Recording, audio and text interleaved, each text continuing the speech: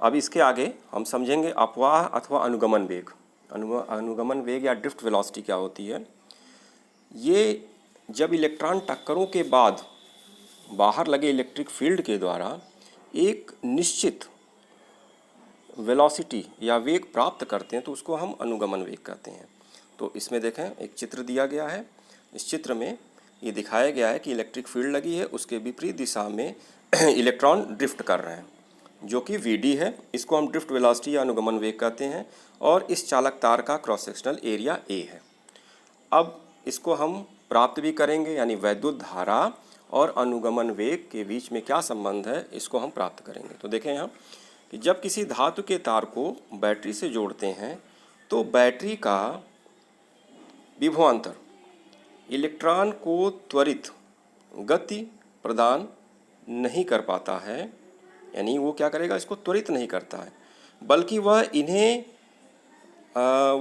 तार की लंबाई की दिशा वाले तार की लंबाई की दिशा में उच्च विभव वाले सिरे की ओर एक सूक्ष्म नियत वेग, करीब ये 10⁻⁻⁴ मीटर पर सेकंड के बराबर होता है, ही दे पाता है, जो कि इलेक्ट्रॉन के ऊष्मीय वेग के ऊपर आरोपित रहता है।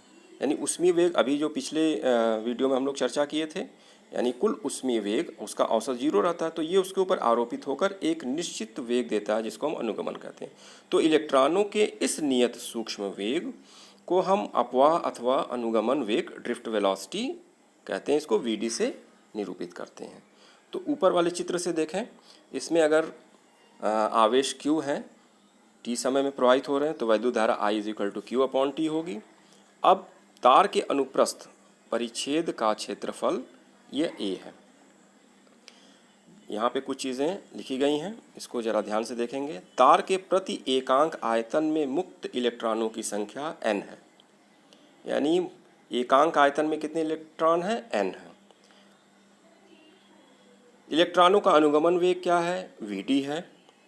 तो 1 सेकंड में, इस लाइन को ध्यान से देखेंगे, 1 सेकंड में अनुप्रस्थ परिच्छेद से गुजरने वाले इलेक्ट्रॉनों की संख्या होगी NaVd।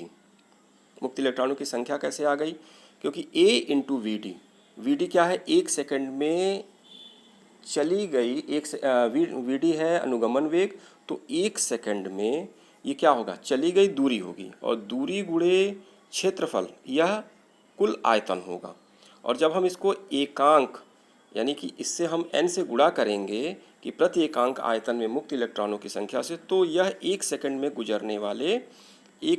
गुजरने वाले इलेक्ट्रॉनों की संख्या हो जाएगी। यानी 1 सेकंड में जो इलेक्ट्रॉन गुजरेंगे परिच्छेद से NaVd के बराबर होंगे। अब T सेकंड में गुजरने वाले इलेक्ट्रॉन NaVd × T के बराबर होंगे। अतः T सेकंड में तार के अनुप्रस्थ परिच्छेद में से गुजरने वाला आवेश क्या होगा, Q = NaVd × T, यानी इस संख्या को हम E से गुणा कर देंगे। E क्या है, 1 इलेक्ट्रॉन पर आवेश है, तो हमको कुल आवेश मिल गया। अब पहले समीकरण से, पहला समीकरण क्या है, I = Q/T, यहाँ पे Q हम रख देंगे NeAVd × T/T, तो T कट जाएगा, मिलेगा हमको NeAVd, यानी वैद्युत धारा जो होगी वो NeAVd के बराबर होगी। तो यहाँ तक आप तैयार करेंगे, इसका नोट्स भी दिया गया है, इसको कॉपी में लिख लेंगे, कुछ अभ्यास प्रश्न अपने मन से कर सकते हैं। फिर अगले क्लास में हम ओम का नियम का सत्यापन और कुछ और लॉस पढ़ेंगे। धन्यवाद।